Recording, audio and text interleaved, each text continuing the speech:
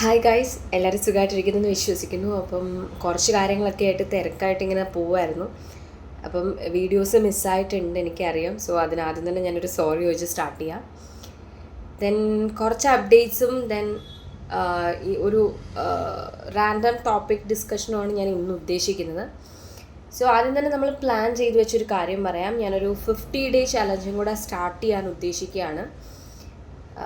So consistent ആയിട്ട് പോകാൻ തന്നെയാണത് മെയിൻലി. അപ്പോൾ ഇതുവരെ സപ്പോർട്ട് ചെയ്ത് കൂടെ ഉണ്ടായിരുന്നവർ ഇനി മുന്നോട്ടും സപ്പോർട്ട് വേണമെന്ന് ഞാൻ ആഗ്രഹിക്കുന്നു. ദെൻ ഇന്ന് നമുക്കൊരു റാൻഡം ടോപ്പിക്കിനെ കുറിച്ചാണ് ഡിസ്കഷൻ. അതായത് നമ്മൾ വൈകി മനസ്സിലാക്കിയ കുറച്ച് കാര്യങ്ങൾ, അല്ലെങ്കിൽ റിയലൈസ് ചെയ്യേണ്ട, ഇതുവരെ ആയിട്ടില്ലെങ്കിൽ റിയലൈസ് ചെയ്യേണ്ട കുറച്ച് കാര്യങ്ങൾ, ഇങ്ങനെയുള്ള കുറച്ച് കാര്യങ്ങളെക്കുറിച്ചാണ് ഇന്ന് ഡിസ്കഷൻ ഞാൻ വിചാരിക്കുന്നത്.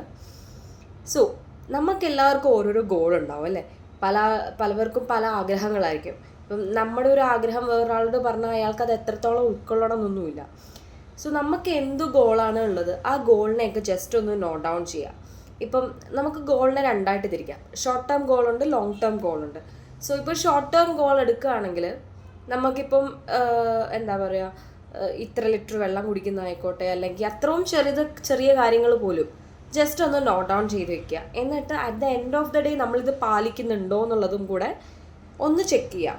ഇപ്പോൾ രാവിലെ എഴുന്നേൽക്കുന്നതായിക്കോട്ടെ, ഫോൺ യൂസേജ് കുറയ്ക്കുന്നതായിക്കോട്ടെ, അല്ലെങ്കിൽ ഒരു ബുക്ക് വായിക്കുന്നതായിക്കോട്ടെ, അങ്ങനെ തുടങ്ങി നമ്മുടെ ഷോർട്ട് ടേം ഗോൾസ്. ഇപ്പം ഞാൻ ഷോർട്ട് ടേമിനെ കുറിച്ച് പറഞ്ഞുകൊണ്ടാണ്.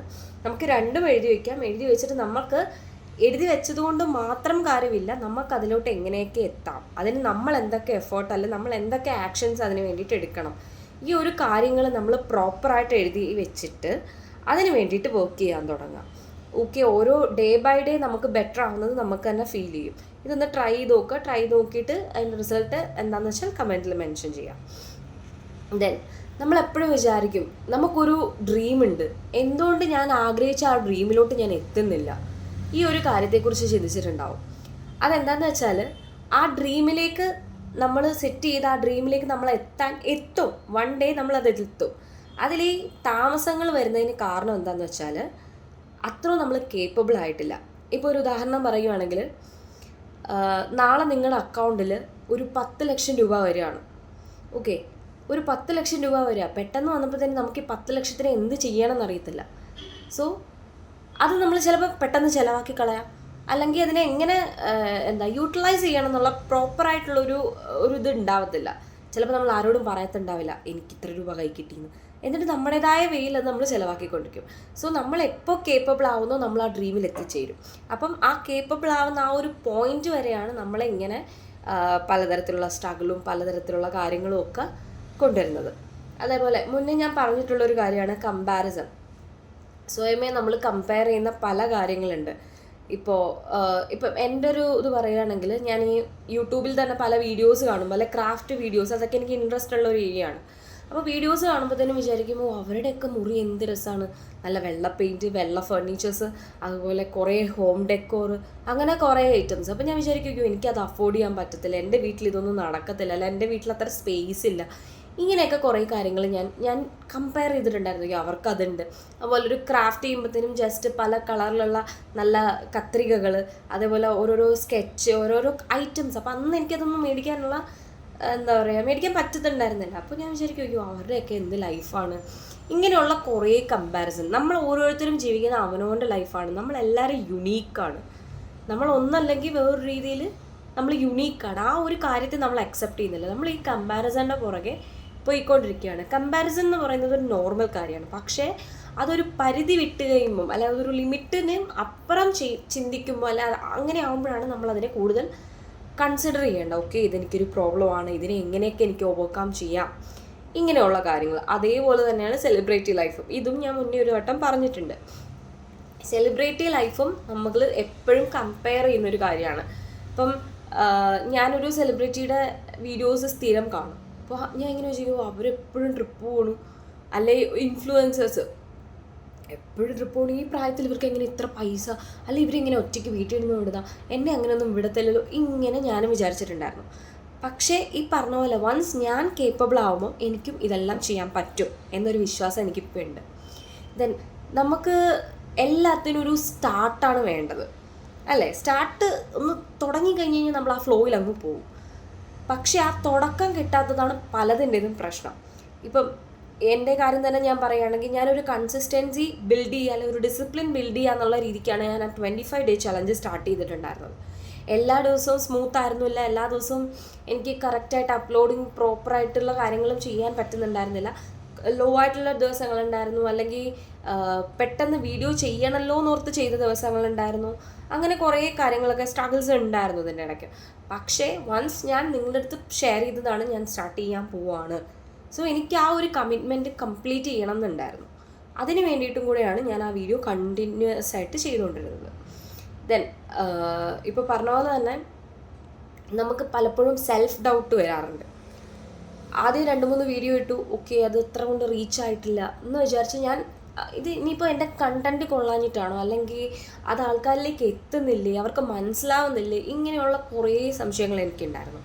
വൺസ് ഞാൻ അതിനു വേണ്ടി എഫേർട്ട് എടുത്ത് ഇന്ന ടോപ്പിക്ക് സംസാരിക്കാം, ഓക്കെ ഇന്നതാണ് എൻ്റെ ഐഡിയാസ് എന്ന് വെച്ചാൽ ഞാൻ ജസ്റ്റ് ഒന്ന് നോട്ട് ഡൗൺ ചെയ്ത് വെച്ചിട്ട് ഞാനിരുന്ന് സംസാരിക്കാൻ തുടങ്ങി. ആദ്യത്തെ എൻ്റെ വീഡിയോസും ഇപ്പോഴത്തെ എൻ്റെ വീഡിയോസും തമ്മിൽ കമ്പയർ ചെയ്യുമ്പോഴത്തേനും എനിക്ക് തന്നെ ആ ഒരു ഡിഫറൻസ് മനസ്സിലാവുന്നുണ്ട്. കാര്യം എന്താണെന്ന് വെച്ചാൽ ആദ്യത്തെ വീഡിയോസിൽ എനിക്ക് സംസാരിക്കുമ്പോഴത്തേനും ഒരുപാട് അങ്ങനെയാണോ അങ്ങനെയൊക്കെ പറഞ്ഞിട്ട് ഒരു ലാഗ് വരുന്നുണ്ടായിരുന്നു. എന്നാൽ പിന്നെ എനിക്കിപ്പോൾ ആ ഒരു ലാഗ് മാറിയിട്ട് എനിക്കൊരു ഫ്ലോയിൽ സംസാരിക്കാൻ പറ്റുന്നുണ്ട്. അപ്പം അന്ന് ഞാൻ സെൽഫ് ഡൗട്ട് അടിച്ച് ഓക്കെ എനിക്കത് പറ്റത്തില്ല, ഞാനിത് വിട്ടേക്കാം, ശരിയാവുന്നില്ല, റീച്ചും ആവുന്നില്ല, ആരും വിട്ട് നല്ല പോസിറ്റീവ് റെസ്പോൺസ് ഒന്നും വരുന്നുമില്ല, ഇങ്ങനെയൊക്കെ വിചാരിച്ച് ഞാൻ അന്നത് അവിടെ വിട്ടിരുന്നെങ്കിൽ അത് അവിടെ തീർന്നേനെ. പക്ഷേ ഇപ്പോൾ നമ്മൾ വർക്ക് ചെയ്താൽ മാത്രമേ നാളെ നമുക്ക് നല്ലൊരു റിസൾട്ട് ഉണ്ടാകത്തുള്ളൂ, നല്ലൊരു ഗ്രോത്ത് ഉണ്ടാകത്തുള്ളൂ. എനിക്കറിയാം അതിപ്പം ഇന്നില്ലെങ്കിൽ നാളെ അതിനൊരു ഗ്രോത്ത് ഉണ്ടാവും, അത് ഉറപ്പാണ്. ആ ഒരു ഗ്രോത്തിന് വേണ്ടി നമ്മൾ കൺസിസ്റ്റൻ്റ് ആയിട്ട് വർക്ക് ചെയ്യുക. സെൽഫ് ഡൗട്ടുകൾ ഉണ്ടാവും, അതും നോർമലാണ്. പക്ഷേ അതിനെ ഓവർകം ചെയ്ത് നമുക്ക് പറ്റുന്ന രീതിയിൽ ക്ലാരിറ്റിയോടെ നമുക്ക് എന്താണോ കൺവേ ചെയ്യാനുള്ളത് അത് നല്ല രീതിക്ക് കൺവേ ചെയ്യുക. ഇതാണ് മെയിനായിട്ടുള്ള ഒരു കാര്യം. അതുപോലെ തന്നെ ഒരു കോട്ടുണ്ട്, if you sink to the bottom of the ocean don't come back without a pearl. അതായത് നമ്മളെ ഇപ്പം പല പ്രശ്നങ്ങൾ നമ്മുടെ ലൈഫിലുണ്ടാവും, ആ പ്രശ്നങ്ങൾ നമ്മളെ ഡ്രാഗ് ചെയ്യാണ്, നല്ല രീതിക്ക് വലിച്ച് താഴേക്കിടുകയാണ്. ഒരുപാട് പ്രശ്നം, ഒന്നിനു മേളിൽ ഒന്നായിട്ട് പ്രശ്നങ്ങൾ വന്നുകൊണ്ടേ ഇരിക്കുകയാണ്. വന്ന് നമ്മളെ ഏറ്റവും താഴെ, അതായത് ഒരു ഓഷ്യൻ്റെ ഏറ്റവും ഡീപ്പിലേക്ക് പോവാണ്. അങ്ങനെ പോവുകയാണെങ്കിലും നമ്മൾ തിരിച്ച് കയറി വരുമ്പം അറ്റ്ലീസ്റ്റ് ബ്രിങ് അപ്പ് പേൾ. അതായത് നമ്മളിങ്ങനെ പോയി നമ്മൾ ആ എന്ത് സിറ്റുവേഷനാണോ അതിലൂടെ ആദ്യം ഗോ ത്രൂ ചെയ്യുക, ആ സിറ്റുവേഷൻ നമ്മൾ ഓവർകം ചെയ്യാൻ ശ്രമിക്കുക. പോയി കഴിഞ്ഞ് നമ്മൾ ഒരു പേളായിട്ട് തിരിച്ചു വരിക. അതായത് ഒന്നെങ്കിൽ ഒരു പ്യൂരിഫൈഡ് പേഴ്സണായിട്ട് വരിക, നമ്മളെ സങ്കടപ്പെടുത്തിയ കാര്യങ്ങളാണെങ്കിൽ അങ്ങനെ, അല്ല നമ്മളിപ്പോൾ ഒരു എക്സാമിന് വേണ്ടി പ്രിപ്പയർ ചെയ്യുകയാണ്, നമുക്ക് ഒരുപാട് നമ്മൾ വർക്ക് ചെയ്തിട്ടുണ്ട്, നമ്മൾ വർക്ക് ചെയ്ത് വൺസ് ആ റിസൾട്ട്, ഇപ്പം ഒരു IAS എന്നുള്ളൊരു ഗോളാണ് നമുക്കുള്ളതെങ്കിൽ വൺസ് നമ്മൾ ആ IAS നേടിക്കഴിഞ്ഞിട്ടായിരിക്കും ആളുകൾ നമ്മൾ ആ പേളിനെ മാത്രമേ ആൾക്കാർ ശ്രദ്ധിക്കത്തുള്ളൂ, ആ പേളിനെ കുറിച്ച് മാത്രമേ ആൾക്കാർ സംസാരിക്കത്തുള്ളൂ. പക്ഷേ നമ്മൾ എത്രത്തോളം ഡീപ്പിൽ പോയി, ഈ ഓഷ്യൻ്റെ എത്രത്തോളം ഡീപ്പിൽ പോയി, നമ്മൾ എത്രത്തോളം സ്ട്രഗിൾസ് അനുഭവിച്ചു, ഇതൊന്നും ആരും കാണത്തുമില്ല, ആരും പറയത്തുമില്ല. നമ്മളെ കൊണ്ടുവന്ന ആ പേളിനെ മാത്രമേ ആളുകൾ കാണത്തുള്ളൂ. സോ നമുക്ക് എന്ത് ലൈഫ് സിറ്റുവേഷൻ ഉണ്ടായാലും നമ്മൾ അതിൽ കൂടെ ഗോ ത്രൂ ചെയ്യുക, നമ്മൾ അതിനെ എക്സ്പീരിയൻസ് ചെയ്യുക, ആ ഡിഫിക്കൽട്ടീസ് ഫേസ് ചെയ്യുക, എന്നിട്ട് അതിനെ ഓവർകം ചെയ്തു വരിക. നമുക്ക് അങ്ങനെ ഫേസ് ചെയ്താൽ മാത്രമേ ഉള്ളൂ. ഈ എക്സ്പീരിയൻസ് എന്ന് പറയുന്നത് തന്നെ അതാണ്. പല രീതിയിൽ നമുക്ക് എക്സ്പീരിയൻസ് ഗെയിൻ ചെയ്യാം.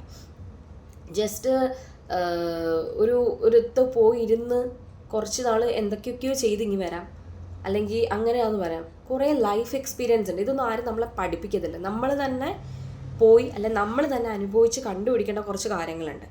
സോ ഇതും ഈ പറഞ്ഞ പോലെ തന്നെ ആ സിറ്റുവേഷനെ ഫേസ് ചെയ്യാനുള്ളൊരു കരുത്ത് നമ്മളിൽ ഉണ്ടാക്കിയെടുക്കുക. ഇത് അടുത്തതായിട്ടുള്ള ഒരു ഇമ്പോർട്ടൻറ്റ് കാര്യമായിട്ട് പറയാം. ദെൻ നമ്മുടെ സംസാരത്തിൽ നിന്ന് നമ്മൾ പല കാര്യങ്ങൾ പറയും, തമാശയ്ക്ക് പറയും, അല്ലാണ്ട് പറയും, അത് മറ്റൊരാൾക്ക് ഹേർട്ട് ചെയ്യുന്ന രീതിയിൽ സംസാരിക്കാണ്ടിരിക്കുക. അതായത് ഇപ്പം എന്താ പറയുക, നമുക്കിപ്പം നമ്മൾ ഫ്രണ്ട്സിൻ്റെ അടുത്ത് പറയുന്ന ഈവൻ ബോഡി ഷേമിങ് പോലുള്ള ചെറിയ ചെറിയ തമാശകളായിട്ട് നമ്മൾ പറയുന്ന കാര്യങ്ങൾ വേറൊരാൾക്ക് ഹേർട്ട് ചെയ്യുന്നുണ്ടെന്ന് അറിയുകയാണെങ്കിൽ അതവിടെ നിർത്തുക. അല്ലെങ്കിൽ നമ്മൾ ഓക്കെ നമ്മൾ പറഞ്ഞു പോയി എന്നുണ്ടെങ്കിൽ ആ ആളെ മാറ്റി നിർത്തിയോ അല്ലെങ്കിൽ അപ്പം തന്നെ ഒരു സോറി പറയുക. തെറ്റ് ചെയ്താൽ അത് അക്സെപ്റ്റ് ചെയ്യുക. അതേപോലെ നമ്മളെ ഒരാൾ ഹെൽപ്പ് ചെയ്യുകയാണെങ്കിൽ അതിന് താങ്ക് യു പറയാനുള്ള മനസ്സും കാണിക്കുക. അപ്പം ഇന്നത്തേക്കൊക്കെ ഇത്രയേ ഉള്ളൂ. ദെൻ ഞാൻ പറഞ്ഞ പോലെ നമ്മളൊരു 50 ഡേ ചലഞ്ചായിട്ട് വരും. ഉറപ്പായിട്ടും വരും. അപ്പം ഇതുവരെ ഉണ്ടായിരുന്ന സപ്പോർട്ടും കാര്യങ്ങളൊക്കെ ഇനി ഉണ്ടാവുമെന്ന് പ്രതീക്ഷിക്കുന്നു. അപ്പോൾ ഇന്നത്തെ എനിക്ക് ഇത്രയേ ഉള്ളൂ. ബൈ.